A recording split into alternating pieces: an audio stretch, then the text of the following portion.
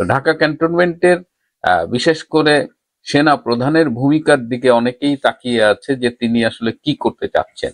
তো এরকম করে সে মানে লেফটেন্যান্ট জেনারেল কামরুলের কথা খুব শুনছি, যিনি আর্ম ফোর্সেস ডিভিশনের প্রিন্সিপাল স্টাফ অফিসার পিএসও, তার সাথে সেনা প্রধান জেনারেল ওয়াকারুজ্জামানের একটা দূরত্ব তৈরি হয়েছে এবং এটা সত্যি।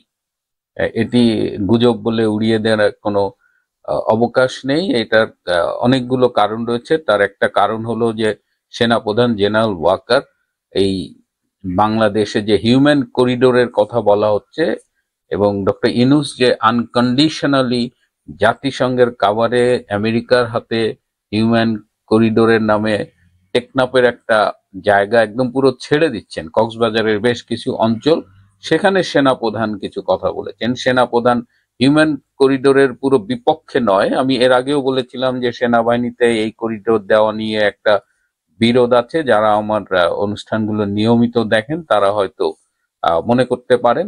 তো সেনাপ্রধান একটা কন্ডিশন দিয়েছে, আগে সব রোহিঙ্গাদের ফিরিয়ে দিতে হবে, তারপর সেই রোহিঙ্গাদের সমর্থনে যে মানবিক সহায়তা কার্যক্রম, ফুড, মেডিসিন, সেগুলো তখন এই করিডোর দিয়ে দেওয়া যাবে। কিন্তু যেহেতু এই করিডোরের পিছনে একটা হিডেন এজেন্ডা আছে বলে মনে করা হচ্ছে, এটা জাতিসংঘের কাভারে আসলে আমেরিকা এবং আমেরিকার সমর্থক যারা আছেন তারা আসলে আরাকান আর্মিকে আর্মস এবং যুদ্ধের অন্য অন্য রসদ সরবরাহ করতে চায়।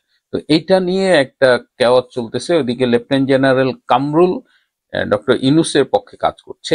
এই মানবিক করিডোর এগুলো দেখাশোনা করছে বেসিক্যালি ডক্টর ইউনূসের পক্ষ থেকে ডক্টর খলিলুর রহমান। খলিলুর রহমানকে আপনারা নিশ্চয়ই চেনেন, যাকে সম্প্রতি জাতীয় নিরাপত্তা উপদেষ্টা হিসেবে দায়িত্ব দেওয়া হয়েছে। তার আগে তিনি এবং এখনো আছেন প্রধান উপদেষ্টার high representative for Rohingya. So তিনি একজন বাংলাদেশি আবার আমেরিকান নাগরিক, তিনি দ্বৈত নাগরিকত্বের অধিকারী এবং তিনি এই ডক্টর ইউনূসের উপদেষ্টা পরিষদে বেসিক্যালি আমেরিকান পারপাস যারা সার্ভ করছে তাদের মধ্যে একজন।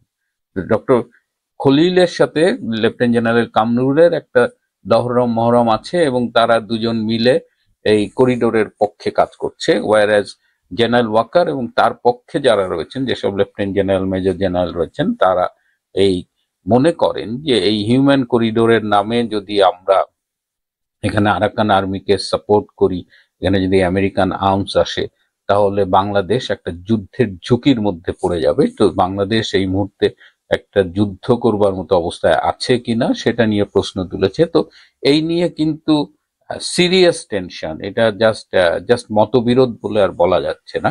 তো জেনারেল ওয়াকারকে পারলে সরিয়ে দেয়, শুধু জেনারেল ওয়াকার না, আমি আগেও বলেছি, এখন শুনছি যে 3 বাহিনীর প্রধানকেই সরিয়ে দেওয়ার জন্য ডক্টর ইউনূস এর উপদেষ্টা পরিষদ চেষ্টা করছেন। কিন্তু যেহেতু প্রেসিডেন্টের সই ছাড়া তাদের সরানো যাবে না, তো সেখানে বাধা হয়ে দাঁড়িয়েছেন শাহাবুদ্দিন চুপ্পু। প্রেসিডেন্টের কাছে এর আগে ফাইল গেছে বলে শুনেছি এবং তিনি সেই ফাইল ফিরিয়ে দিয়েছেন। এদিকে লেফটেন্যান্ট জেনারেল কামরুলের এই পিএসও হিসেবে চাকরি থাকবে কিনা, তিনি কি হাউস অ্যারেস্ট কিনা, এটা নিয়ে কিন্তু এখন বেশ কথাবার্তা শোনা যাচ্ছে। তো এই অবস্থায় নতুন করে একটা থ্রেট এসেছে। আপনারা জানেন যে জাতিসংঘ, আমি একটু জাতিসংঘের ইতিহাসটা বলে নিই। জাতিসংঘের জন্ম হয়েছিল 1945 সালের অক্টোবর মাসে। এটি তার আগে 1920 সালে লিগ অব নেশনস ছিল। সেই লিগ অব নেশনসটাই পরবর্তীতে ইউনাইটেড নেশনস হিসেবে আবির্ভূত হয়, জাতিসংঘ হিসেবে আবির্ভূত হয়। এবং জাতিসংঘের কাজ আসলে বিশ্বের শান্তি স্থাপন করা, বিভিন্ন দেশের মধ্যে সুসম্পর্ক, এর বাইরেও তারা স্বাস্থ্য, খাবার এবং অনেকগুলো জায়গায় তারা কাজ করে। শিশুদের অধিকার নিয়ে কাজ করে UNICEF, WHO, food and agriculture organization, world bank group. তো তারা অনেক কিছুতে কাজ করে এবং এটা যদি আপনি এর উদ্দেশ্যগুলো পড়েন, খুবই ভালো উদ্দেশ্য। এবং বর্তমানে এর সদস্য সংখ্যা বোধহয় 193, যার মধ্যে 2টা হলো অবজারভার দেশ হিসেবে আছে। তো এই জাতিসংঘের যে অবজেক্টিভ, জাতিসংঘের যে ম্যান্ডেট, কিন্তু আজকাল খুব দুঃখের সাথে আমি বলতে বাধ্য হচ্ছি যে এই জাতিসংঘ তার ম্যান্ডেট কতখানি বাস্তবায়ন করছে আমি জানি না। তবে জাতিসংঘ কিছু সুপার পাওয়ারের পদলেহনে যে সম্পূর্ণ নিবেদিত হয়েছে এবং তারা তাদের জন্মের ম্যান্ডেটটা ভুলে তারা বর্তমান বিশ্বে এইসব সুপার পাওয়ারের বিভিন্ন ডার্টি গেমের পার্ট হয়ে এসছে, এবং সেটা সর্বশেষ এভিডেন্ট হচ্ছে বাংলাদেশে, এবং খুব দৃষ্টিকটুভাবে বাংলাদেশে জাতিসংঘের ভূমিকা লক্ষ্য করা যাচ্ছে।